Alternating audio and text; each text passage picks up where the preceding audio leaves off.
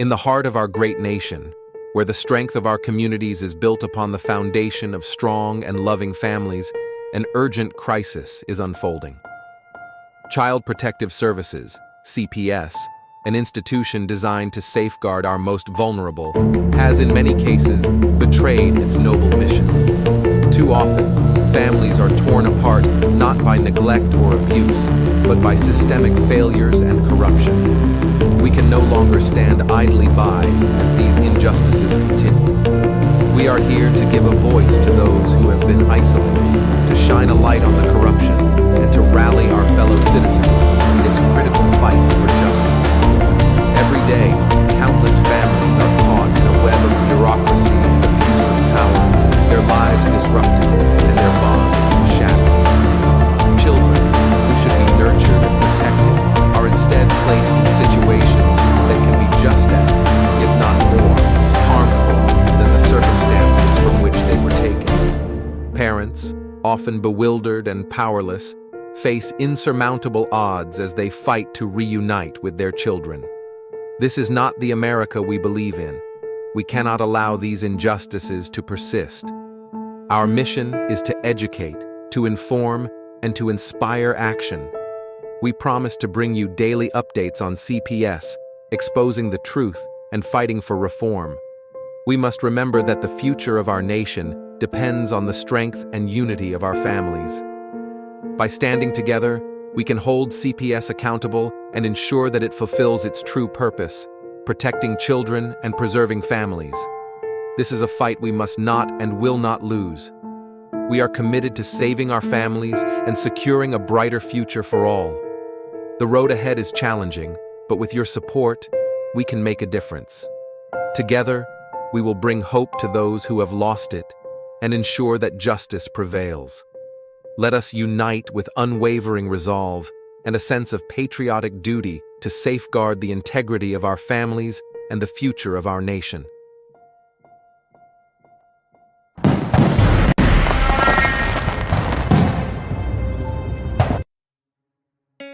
In the United States, CPS makes upwards of $3 billion per day on trafficking and selling our children. The corruption may start with the caseworker, but goes through the judicial system, passing the governor through the Senate and into the White House. The entire system has a hand in the business known as CPS.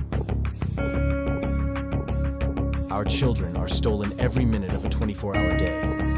They are being robbed of their innocence, their trust, their happiness. As parents, we are isolated and betrayed by a government we trust.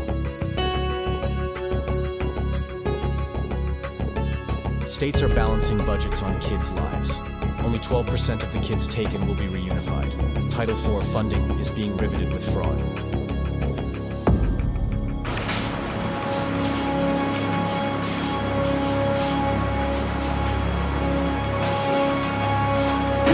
We need to stop CPS and abolish CPUFist.com is leading the way. Join us.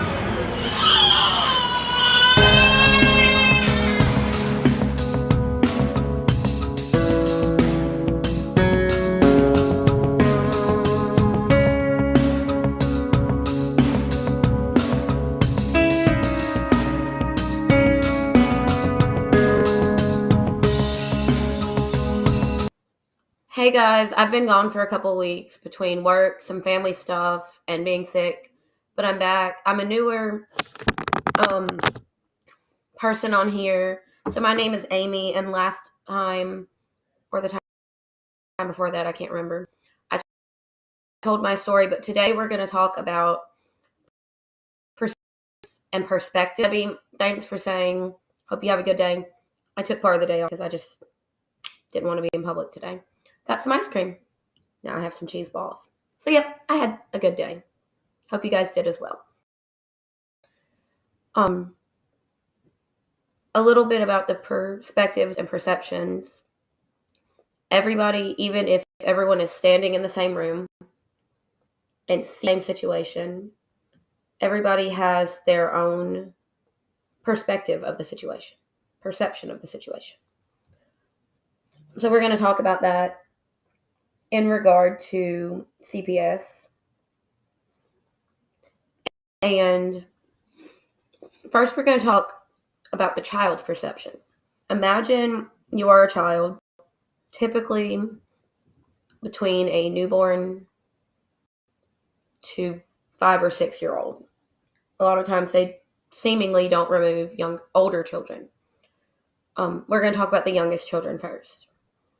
Imagine you are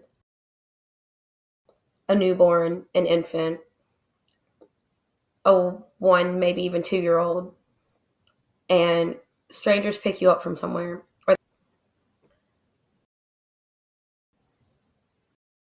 and you're snatched away from your mom, your dad, your grandma, possibly even your blankie, anything a baby likes, with strangers that oftentimes may not even know whether you're breastfed or formula fed, what type of formula.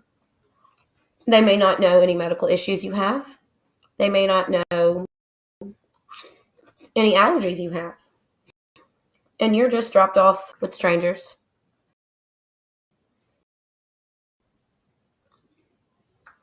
And you can't speak because you're an infant.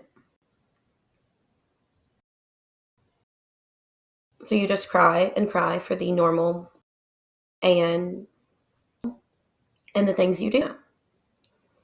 Now imagine you are a toddler,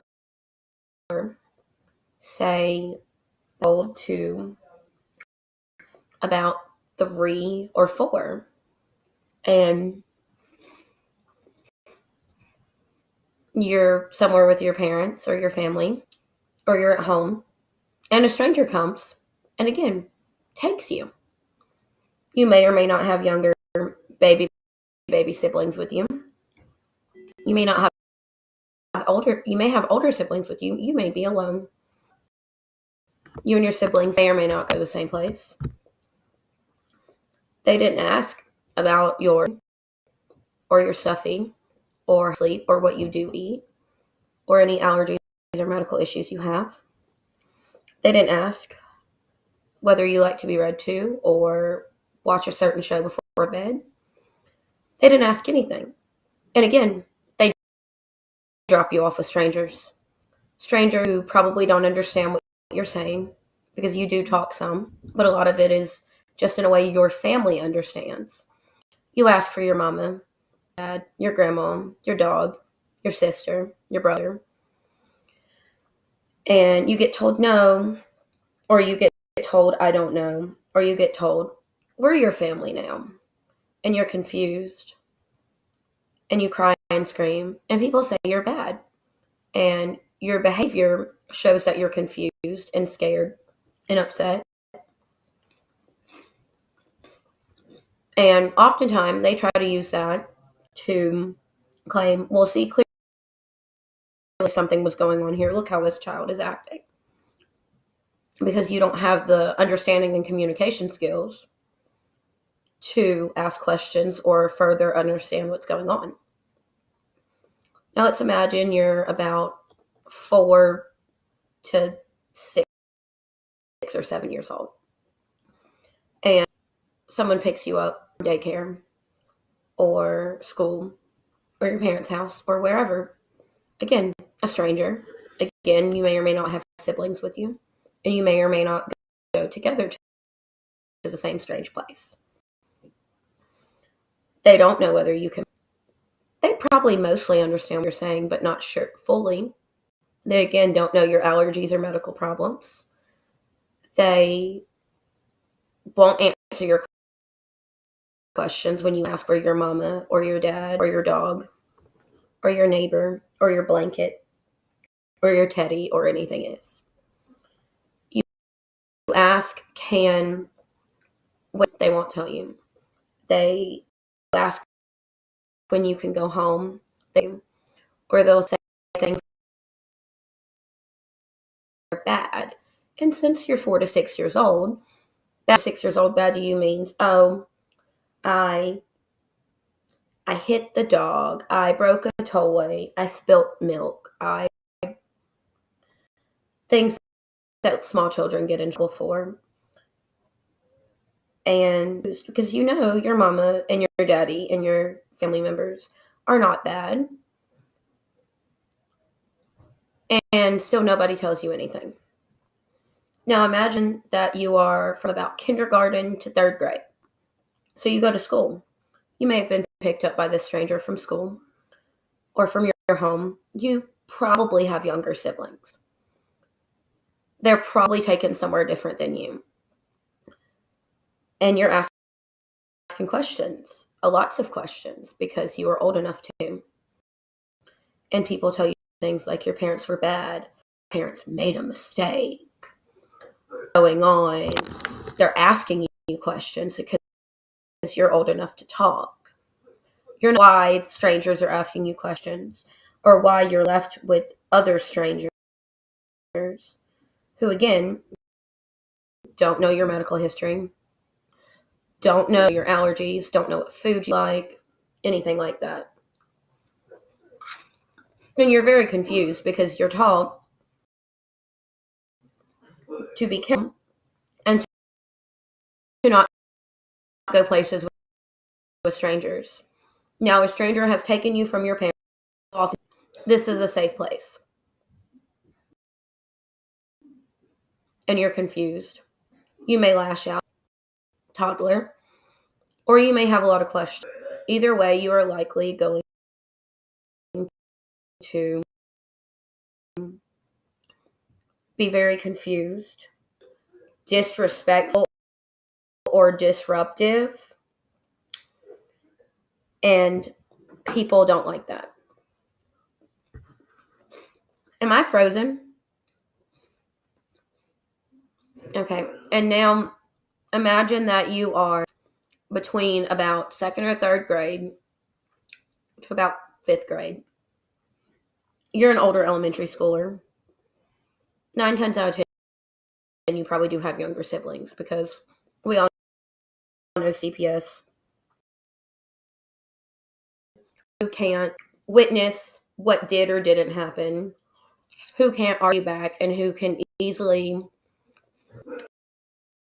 be tricked and connived and coerced into thinking things did or didn't happen, and that people are or are not. So you're an older kid, you're asking a lot of questions. You're being asked a lot of questions. You probably just want to go home or to a friend's house.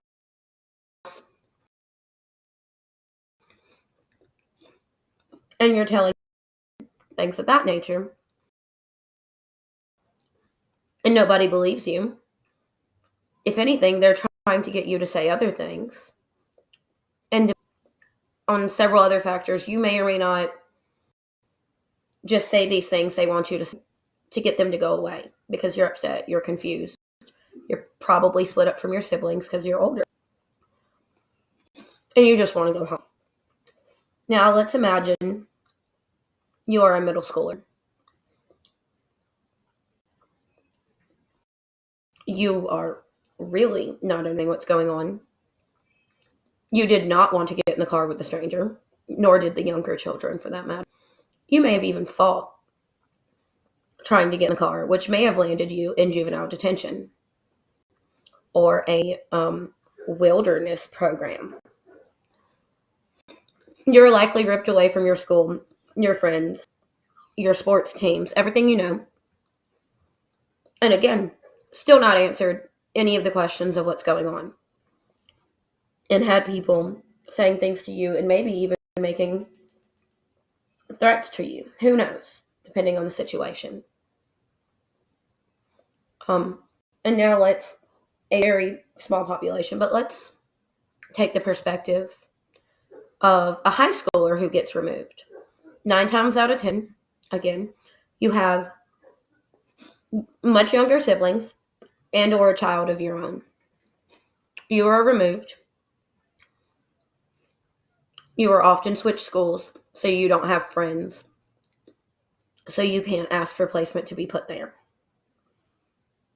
There's not really placements for teenagers. You're immediately classified potentially as a criminal or as having severe mental health concerns. You're probably most likely thrown in a group home or a residential facility of some sort. You are most likely put on multiple medications, whether you need them or not. And they don't have anywhere for you. And, oh, we're so sorry, but this is the best option. While you lose lifelong connections and friends and schooling and opportunities and things of that nature. And you ask to go back. And 9 times, or maybe not 9 times out of 10, but often children this age will run away. And sometimes these children, you run away and they will post that you're missing, that there's some immediate risk to you, whether there is or not. And you're found. You're returned. You're probably swapped to a different foster home, so you are unfamiliar with the area again and harder to run. Or alternatively, you run and you are never looked for, and something may or may not negatively happen to you. And in all of these situations, there's a chance that something horrific happens to you while you're with these strangers, and you tell, and they don't help you, the people who are supposed to. Or you don't get the chance to tell, and nobody ever knows what happened to you because CPS is not watching. They are not being responsible for the children that they snatch, and something very bad has happened to you way down the road, which has happened in many, many cases. And your parents and your family and your friends are probably looking for you and haven't found you because you're not with us anymore. Those are some of the perspectives of foster children. And in many of these cases, these perspectives were of children who were removed erroneously, falsely, illegally. We're going to talk about the other side. Children who are abused and are not removed. Children are neglected and not removed. That would just be too much work for CPS. Again, we're back to the baby. Imagine you are an infant or a young toddler. You're wet, you're cold, you're hot, you're hungry, your ear hurts, right here hurts, other areas may hurt. You have wrong. You have no idea why no one is coming when you cry. You have no idea. And chances are, because you are so young and you have no way to defend yourself, chances are you will not make it. It may not ever even be found out that you did not make it, or it may be found out months or even years down the road that something happened to you.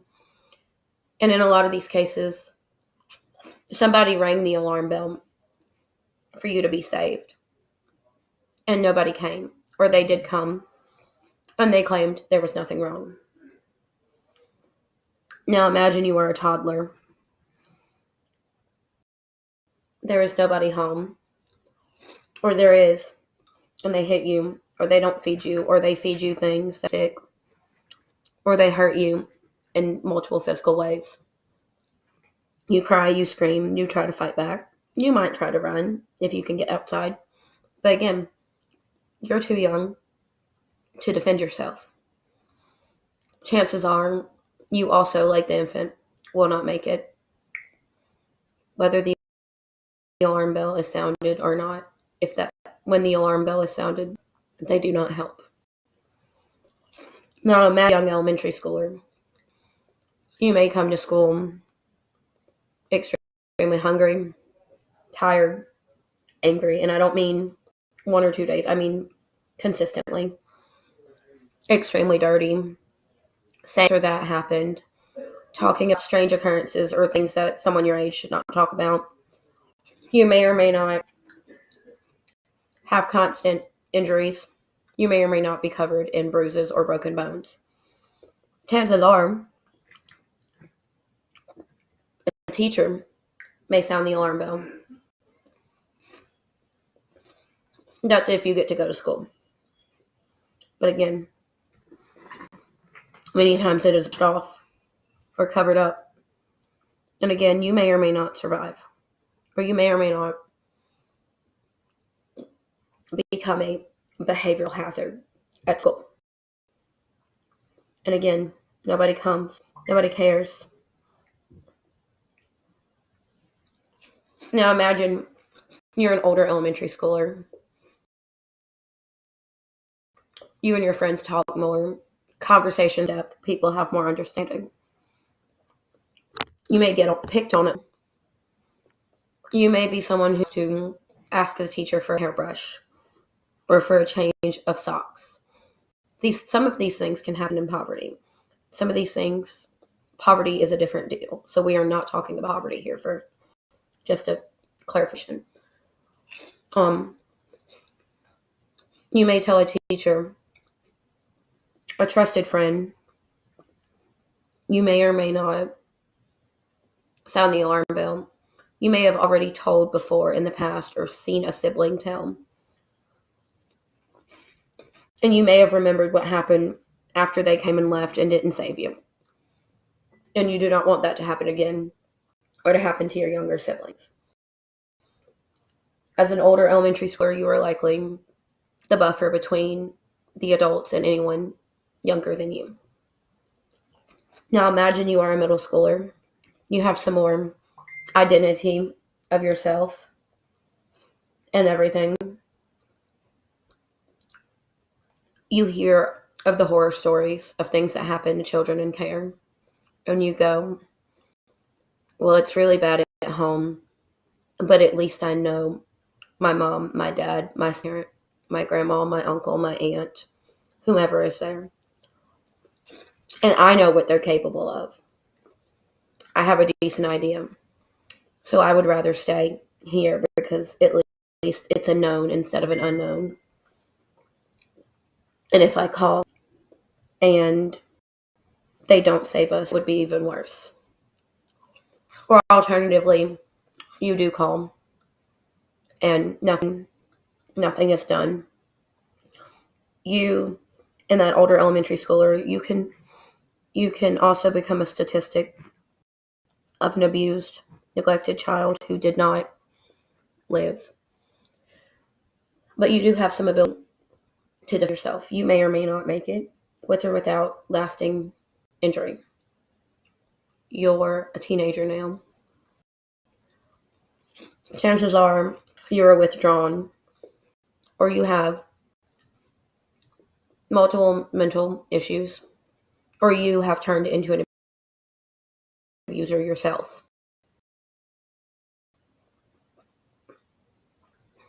Because of nobody is coming. You may just recluse into yourself. You may run off. You may try to stay gone to friends' houses as much as possible. Some children of this older age group will even stand up to the abuser and put themselves online for anyone younger who may be in the home. All of these children in this hand group needed help, not necessarily removal. Some of these parents just needed therapy, resources, addiction issues, whatever. But they didn't get them because it was covered up or because it was ignored. That second group, those are the children that needed help of the community. And where was abused and stripped from their family and abused after the fact. All of this to say, look at the perspective of many, many, many children in this country and in other countries. Why does CPS, who is supposed to help children in that second category, often not help them, or anything makes it worse, or removes them from a abuse is abuse of any sort, first of all, but a lower risk situation and place them in a higher risk situation, which often leads to these children having major lasting issues aside from the trauma of being removed. It leads to drug addiction, severe mental health issues, them unaliving themselves, criminal activity, things of that nature, when the family just needed help. Let's go on to the perspective of the parent. Imagine that you are a parent and you have a child or children, and you are doing your best to take care of them. Perhaps your car breaks down, you lose a job, your family has medical issues, any of those things. You get behind on things. Or even just you don't get behind on things and someone decides that they don't like you. They call CPS. You're not concerned because CPS takes children that need help. Children don't need help. Instead of CPS noticing that it is false claims from someone trying to start trouble for your family, or instead of CPS helping you with the jobs program or something of the sort, resources, they remove your children. They may or may not place them together. They may or may not follow policies on things that they require. They may or may not set up visits. They may even charge you for having the children and for the visits when you did nothing. Just because they wanted to, or because somebody said something about you, you're confused, you're sad, you're angry. And then when you express these things, people go, look at their behavior. Look what they're doing. Look what they said. Look, they've cursed someone out. They've acted a donkey. Well, you took their children for no reason. And you're claiming who knows what about them. Some of these parents have even been falsely arrested. Some parents who are unalive because of this situation, whether CPS and other agencies did the unaliving or whether the parent themselves got past the point and did it to themselves. All because CPS wanted to pick up their children. Because guess what? Children that are taken care of are easier to place somewhere and people to want to keep. Just like a well-behaved, sheltered pup will get adopted before one that has a little bit of a history. These children are often infants, toddlers, younger than third grade age. Any older siblings, they may even be left in the home or they get dropped off to group homes. You as a parent are spinning in circles trying to figure out what to do. You either refuse any of their stuff because it's all lies. So you tell CPS, I'm not doing any of that. I have no reason to. The judge will give me my children back. Oftentimes they don't. Or your supervisor will do it. There has to be a misunderstanding. Or alternatively, you do everything on that plan they tell you to do. Once in a blue moon, you might get your children back out of that. But chances are you won't. And you'll continue to fight and continue to fight while people continue to make new lies about you. And as the time drags on, your children are kept away from you more and more and more. They start talking about things like TPR, which is termination of parental rights, parent, their other parent may also be a sound parent, whether you are together or not. You have family, you have friends. It's all been denied, children being put in any of these places.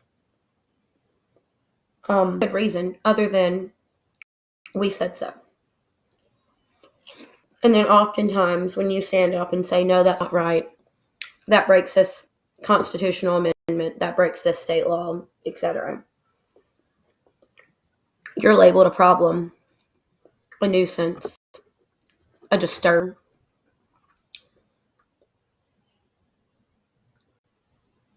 Which is ridiculous.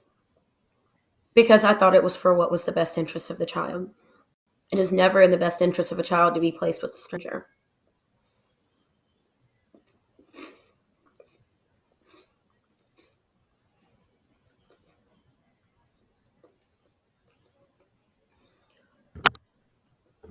Now, let's switch to the parent who may be doing something wrong, regardless of how serious or the purpose, as in whether they're doing it accidentally or doing the neglecting and abusing.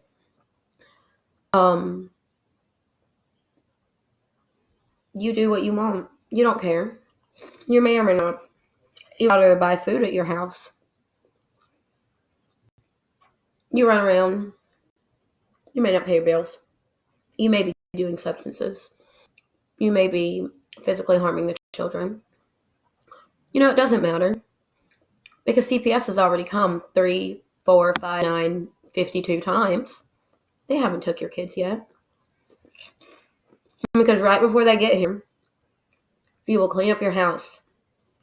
You will put the food up. You will do anything you need to do. Or you will pay these people off. Or you will coerce or threaten the children for saying things or not saying things.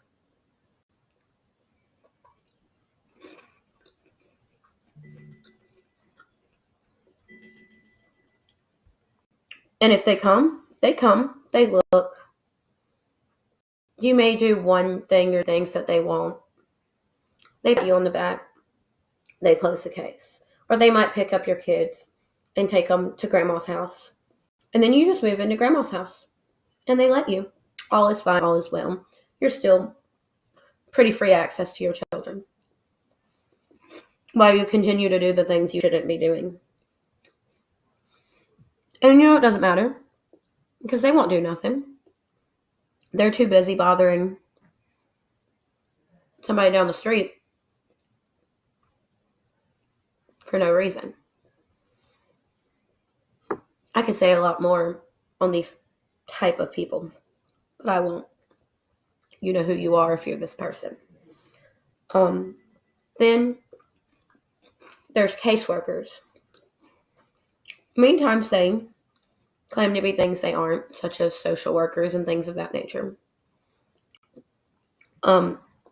Many will falsely write reports, lie, not answer the phone, not answer emails, not answer your questions about your children, poke at you, prod at you, and then when you yell at them and curse at them, go, oh my God, they scared me, even though you chose this job.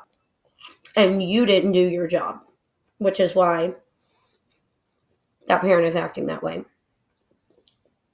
From what I and many others I've spoken to have seen, you often know little to nothing about child development. You often know little to nothing about car seats and car seat safety for the younger children. And you just run around and do what you want because you're getting paid per child. And the more children you can adopt out, the more money you make. Now, on the flip side, you might be a good caseworker, but you have to be careful. You will be framed for things. You will be fired for being insubordinate when you don't remove children that you know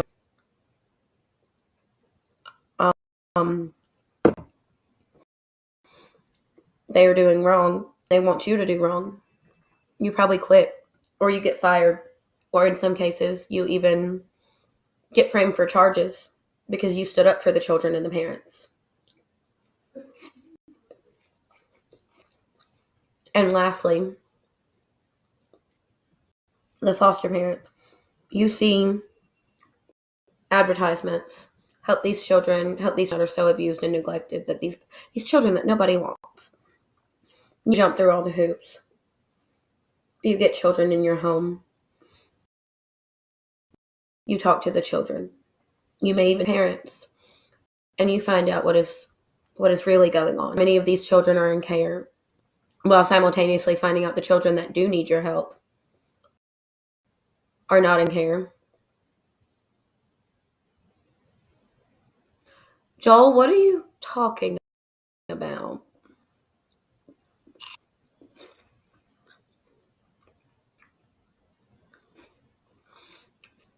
Joel, while you do that, I'm going to finish explaining. You're a foster parent. You think you're helping these children until you find out what's going on. You find out how hard it is to get medical children. You find out that DHR will often deny things the children need. And all of that. You're back to their families to help these families. You get in trouble for standing up for these families. You get in advocating for these children. You're either denied continuing to help, or you decide to step back because you will not be a part of tearing families apart.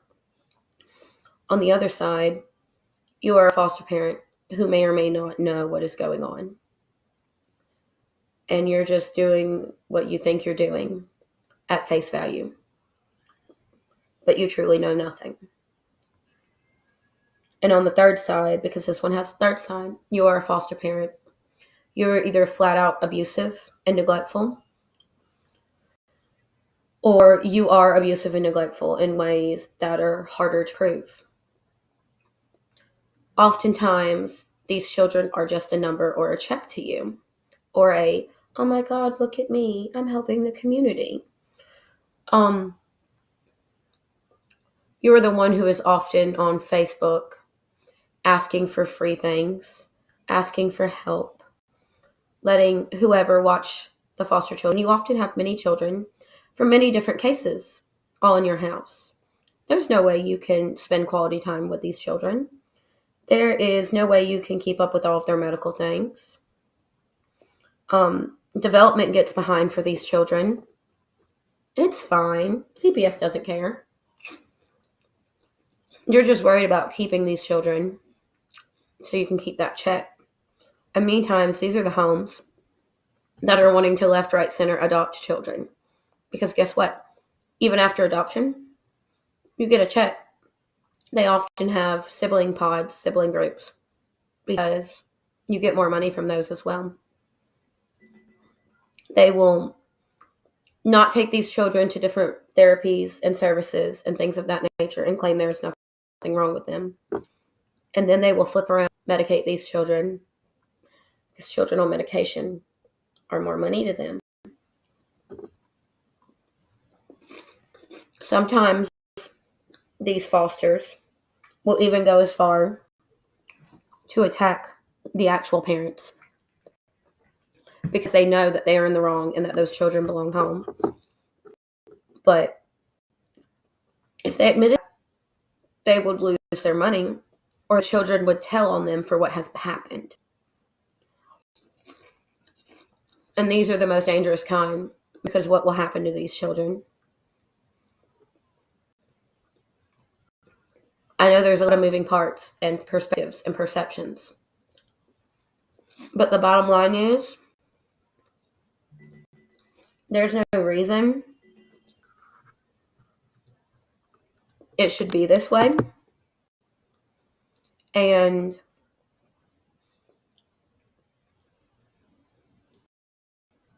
why is it money? Why are there children, whether it be with their biological families or with foster families, being abused and neglected? Those are the children. And if they are being abused and neglected, go to family members first. And then close family friends, and the neighbors and people in the same community to keep as much the same for the child as possible. There's a very, very small line of children that stranger outside care. And instead, there are children that are being abused in their home and not helped, and other children that were fine at home being snatched and abused in strangers' homes. And then a section of children who were abused in both. And CPS doesn't seem to be helping anybody. And you can have down to paper evidence, text, emails, phone calls, recordings, video of abuse and neglect. People admitting abuse and neglect and other dangerous things. CPS doesn't care. I'm in Alabama, for those that don't know. There's videos floating around in Alabama right now of people abusing several young children and telling them things such as, I'm going to pluck your eyes out and bury you. And CPS in Alabama, from what I've read, I'm going to look more into it, are claiming, well, that's not abuse. CPS in Alabama also doesn't think not taking children to their services when you're a foster parent, they think that's not abuse.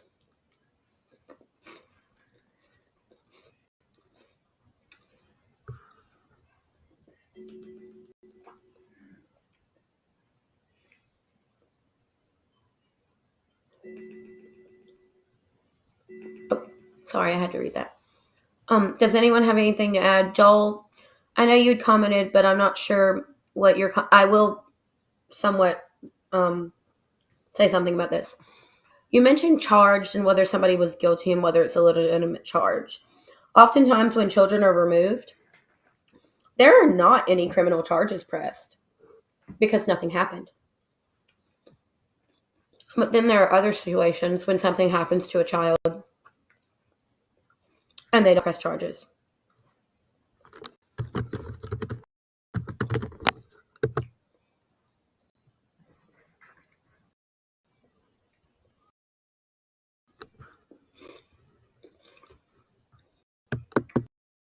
My whole point is, yes, clearly everybody's perception and perception. Before you look at that person and say,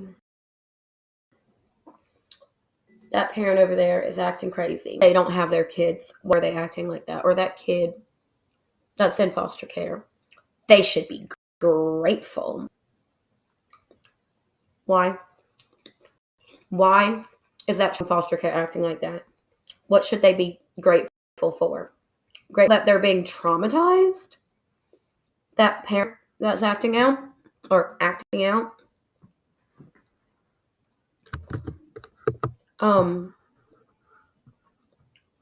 they acting out? What has been done to them? And to those that don't know, oftentimes when parents reach out, they're threatened by attorneys. They're threatened by judges. They're threatened by CPS. They're threatened with gag orders saying, you can't talk about this. Oh, fine. If CPS and the courts aren't doing anything wrong, and I am, why can't I talk about it? What it is, in my opinion, in my belief, if people start seeing that this is a continuous thing that happens to people, the community would know what's actually going on. And that it could happen to anyone on any random day of the week. They literally snatched my children on a Tuesday after dark in the rain in a county we didn't even live in. But, oh, be quiet, be quiet. You can't talk about that. That's confidential. I'm the parent. I can say as much information about my family that I choose to the public. That is my right. What they mean, in my opinion, by, well, that's confidential, don't talk about it, is, well, we don't want them to know that we didn't follow policy, that we didn't follow law, that we illegally took your children. But when you start posting things, some people are hit with lawsuits. Some people are threatened. People come hopping in your inboxes or on your comments saying crazy stuff to you. Well, I heard this or blah, blah, blah, that. A lot of that's defamation. So that's what it is. Danielle, we're going to talk about what you just said. Danielle's son just came home from one of those facilities I was talking about. And for everyone who doesn't know, Danielle's son is 18 or 19. Correct me if I'm wrong, Danielle. And he has some developmental delays. He was sent states away facility where he's just been absolutely traumatized. She's shown me a video calls with her son where you can tell that he's afraid, concerned, stressed, and there's crazy stuff going on in and out of the picture. Why are children being locked up like zoo animals? Okay, Danielle, her son is 19. What is the deal? Many times these facilities and group homes and things, or wilderness camps, they're all found to be negligent, abusive, but it takes thousands and thousands of reports and often several people's deaths before anything is done, unless somebody, again, has money. It's ridiculous, and it needs to be stopped right now. There needs to be a halt on all things to do with CPS and family court, because there's a lot of abuse going on with family court that does and doesn't tie into CPS depending on where. In every case that has been touched, that there is still a juvenile involved in that case needs to be immediately opened back up and re-looked at on a constitutional and legal level. Exactly, Daniel. They are detained and isolated, whether it be in these facilities or whether it be in these foster homes, because they all hang out with each other or with people who will envelope those children into just that area. Because if you don't have an outside talk to and something is concerning, you can't tell when, everybody around knows what's going on. And then it continues. And that's why they want it to be hush hush. They don't want anyone to know what's going on.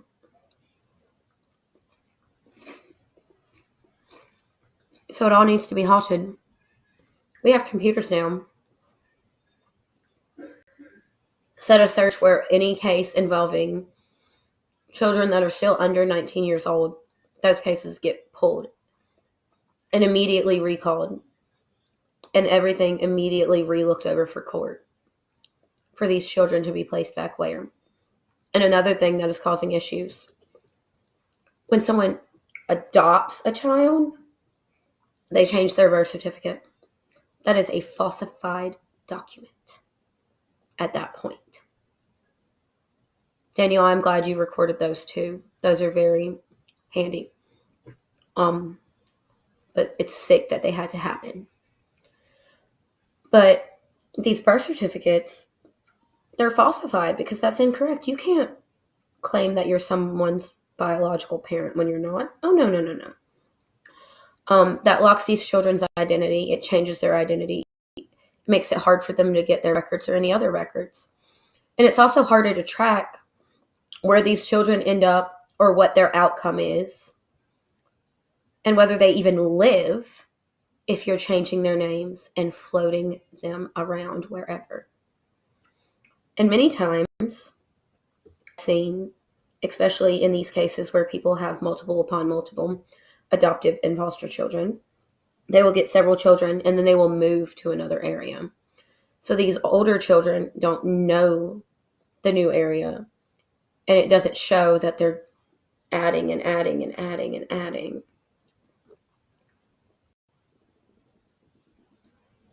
Why? Other than money and weirdo reasons, why? I think that's about all for today. But just a side note, if you are going through it, you're welcome to message me or Danielle or anybody else on this channel. Kim, the guys. Sorry, I'm in the kids' room. This is squished. It's been sitting in a box funny for a while because my children don't get to play with their toys because they are being held against our family and their will by Mobile County in Alabama.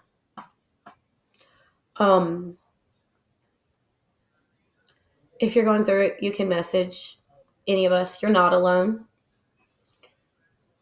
None of us have all the answers or the solutions, nor do we know all the laws. However, the Constitution's kind of blatantly open there.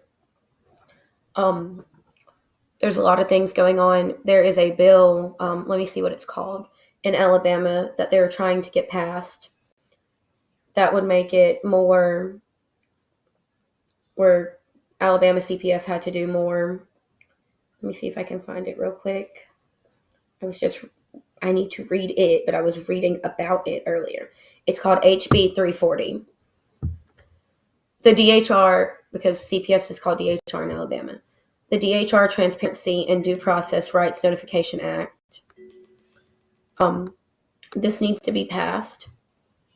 And this is a statistic that was posted by Terry LaPointe. She said that in Alabama, less than 19% of children are taken for reasons of any kind of abuse. Less than 19%. That leaves 81% more of children. So what were these 81% taken for? About 83% of all allegations against parents are unsubstantiated, aka unfounded or false. She also stated that children are at least 6 times more likely to be abused, R-worded, M-worded, and 10 times more likely to be unalived in a foster situation than they would be left in their own home. There was a reporter that spoke with them. However, I don't know who. But this needs to be passed in Alabama. There was a bill in Oklahoma that they are working on passing as well, making it a felony for CPS workers to remove children without evidence. Let's talk about that for a second, and then Danielle, I'll get back to you. If you're claiming something did happen or that something wasn't done that should have been, wouldn't you have evidence? Why are you walking in to, more often than not, why is CPS walking into people's homes, often without a court order, and taking people's children? From my personal understanding, that sounds like the definition of kidnapping. So what gives? So let's see what Danielle's saying.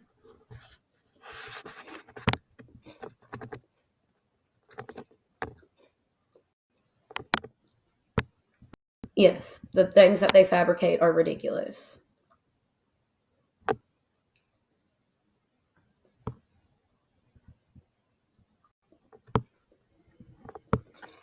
Well, I think that's about it today because we're right at time anyway. Thank you, Debbie. That was his name. Gabe Woolley in Oklahoma is the one trying to pass it to where it would be a felony if they picked up children without evidence. There is a, hold on, is that House or Senate?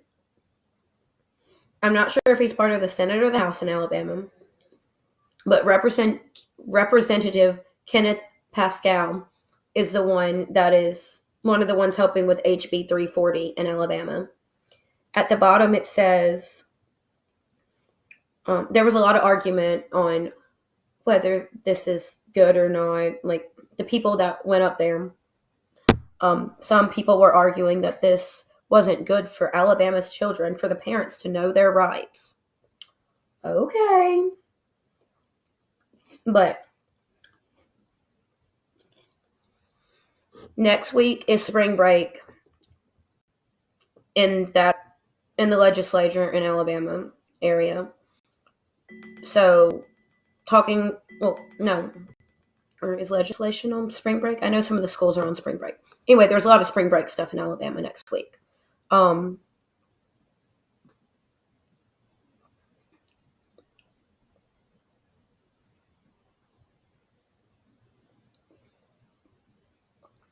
Basically, we need to get out to the community in Alabama how this is a good bill, how it needs to be passed. We need to contact the legislation, all of those things. So parents are educated on their due process, so parents know their rights. The reason why they don't want this passed is because then they will be required to do these things. And one, from my personal observation, CPS in Alabama or DHR, they don't like to work. They're often more, from what I've seen, often not even in office or not doing anything. So there's all of that. And they also know that if parents start learning their rights, it will be harder for them to take children. And that there are many, many, many children they would have to return.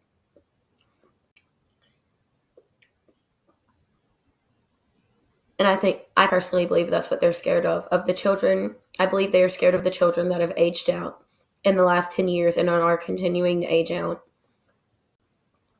And I believe they're scared of the parents of the younger children because they know that too many people know what's going on.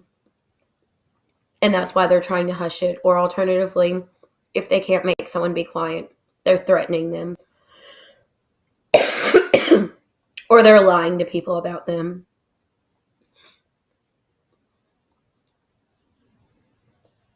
They claim to care about the children, but I don't believe they care about anything about other than lining their pockets. And some of them, I believe, are absolutely sick and just want to abuse children and think it's funny. So that's all today, guys. I will see you guys Tuesday. Thank you.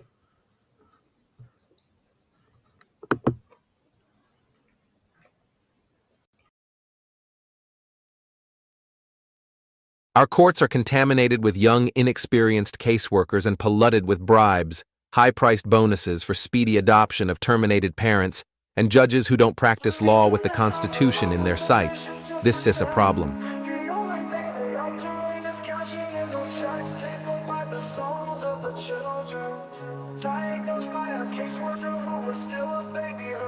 They take away the fathers, leaving just a mom and cubs. They know that with that out the way, the better things will go. Breaking apart the family, destroying the American way. Our legacy is built upon our families of yesterday. Fuck CPS, fuck what they doing. Fuck CPS, they need to be ruined. It's all about the division of family services. You hear that the division, that's what they about. They prey upon the family, the ones that the dad's been kicked out. We can't stand for this abomination. This is the song that needs to play across our once great nation, making us aware of the problem. Stealing our kids, it's not mama drama. Stand up for those who are lost due to them. We need to fight for the family, making America great again.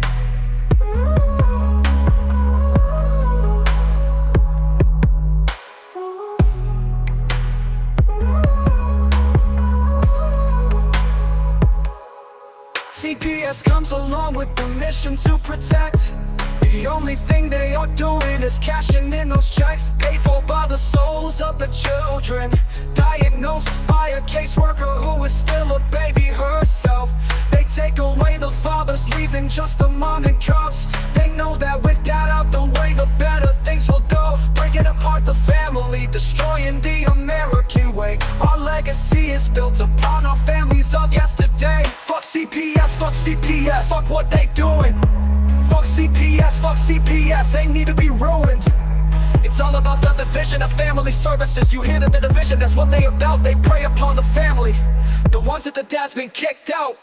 We can't stand for this abomination. This is the song that needs to play across our once great nation, making us aware of the problem, stealing our kids. It's not mama drama. Stand up for those who are lost to them. We need to fight for the family, making America great again.